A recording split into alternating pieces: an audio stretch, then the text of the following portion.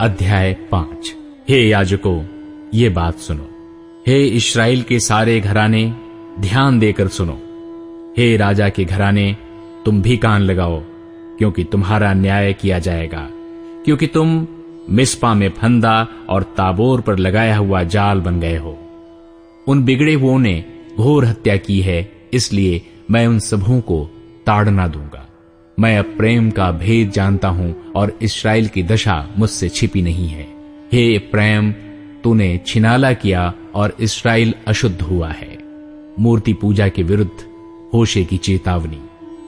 उनके काम उन्हें अपने परमेश्वर की ओर फिरने नहीं देते, क्योंकि छिनाला करने वाली आत्मा उनमें रहती है और वे यहोवा को नहीं जानते हैं। इस्राएल का गर्व उसी के विरुद्ध साक्षी देता है और इस्राएल और एप्रैम अपने अधर्म के कारण ठोकर खाएंगे और यहूदा भी उनके संग ठोकर खाएगा। वे अपनी भेड़ बकरियां और गाय बैल लेकर यहोवा को ढूंढने चलेंगे, परंतु वह उनको न मिलेगा, क्योंकि वो उनसे दूर हो गया है।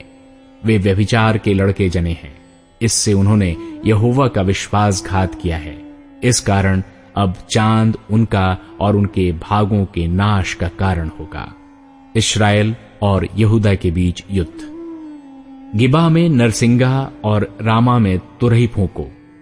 बेतावेन में ललकार कर कहो, हे बिन्यामीन, अपने पीछे देख। न्याय के दिन में एप्रैम उजाड़ हो जाएगा। जिस बात का होना निश्चित है, मैंने उसी का संदेश इस्राएल के सब गोत्रों को दिया है। यहूदा के हाकिम उनके समान हुए हैं जो सीमा बढ़ा लेते हैं। मैं उन पर अपनी जलजलाहट जल के समान उड़ेलूंगा। एप्रैम पर अंधेर किया गया है, वह मुकद्दमा हार गया है, क्योंकि वो जी लगाकर उस आज्ञा पर चला। इसलिए मैं एप्रैम के लिए कीड़े के समान और यहूदा के घराने के लिए सड़ाहट के समान हूंगा।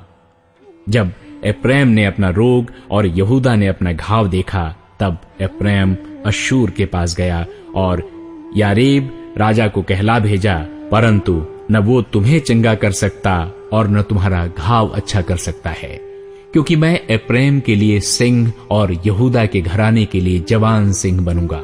मैं आप ही उन्हें फाड़ कर ले जाऊंगा। जब मैं उठा ले जाऊंगा, तब मेरे पंजे से कोई न छुड़ा सकेगा। जब तक वे अपने को अपराधी मानकर मेरे दर्शन के खोजी न होंगे, तब तक मैं अपने स्थान को न लौटूंगा, और जब वे संकट में पड़ेंगे, तब जी लगाकर मुझे ढूंढने लगेंगे।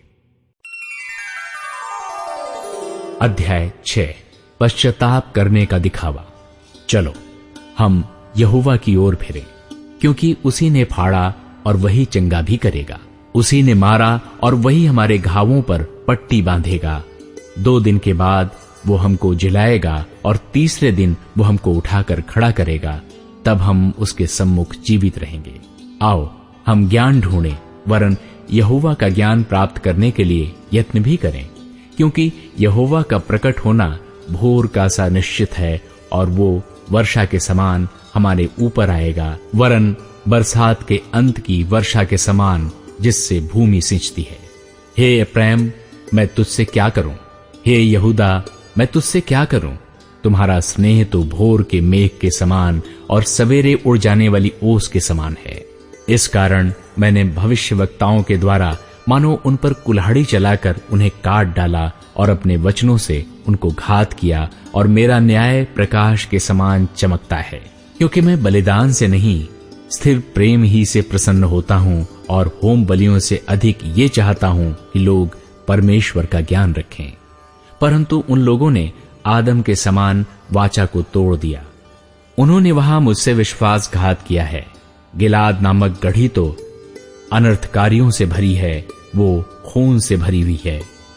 जैसे डाकुओं के दल किसी की घात में बैठते हैं, वैसे ही याजकों का दल शकेम के मार्ग में वध करता है, वरन उन्होंने महापाप भी किया है। इस्राएल के घराने में मैंने रोए खड़े होने का कारण देखा है। उसमें एप्रैम का छिनाला और इस्राएल की अशुद्धता पाई जाती है।